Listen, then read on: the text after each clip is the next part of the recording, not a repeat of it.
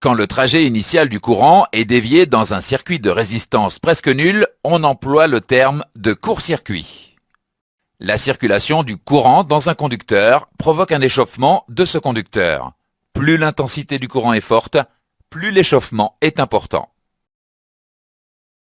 Dans le cas d'un court-circuit, l'intensité peut être tellement forte qu'il y a risque d'incendie par fusion des fils conducteurs. Pour éviter d'endommager les circuits à cause de la circulation d'un courant de trop forte intensité, on utilise des fusibles. Le fusible est un fil ou une lamelle de métal montée sur un support et calibrée pour fondre dès que l'intensité dépasse une certaine valeur. Quand le fusible a fondu, le circuit est ouvert et le courant ne peut plus circuler.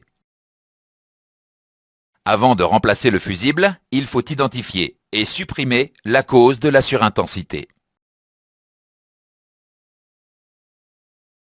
Le calibre d'un fusible correspond à l'intensité à laquelle le fusible fond et coupe le courant dans le circuit. Ce calibre s'exprime en ampères.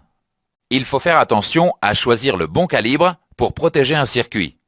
Si on choisit un calibre trop faible, le fusible risque de couper le courant à une intensité pourtant normale pour le circuit.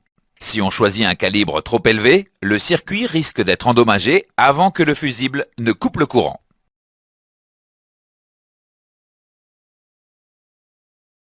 Faisons maintenant un exercice avant de continuer. Quel fusible convient pour ce circuit? Complétez ce circuit.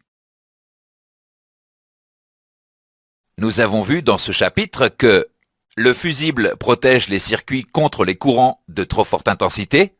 Le calibre correspond à l'intensité à laquelle le fusible coupe le courant.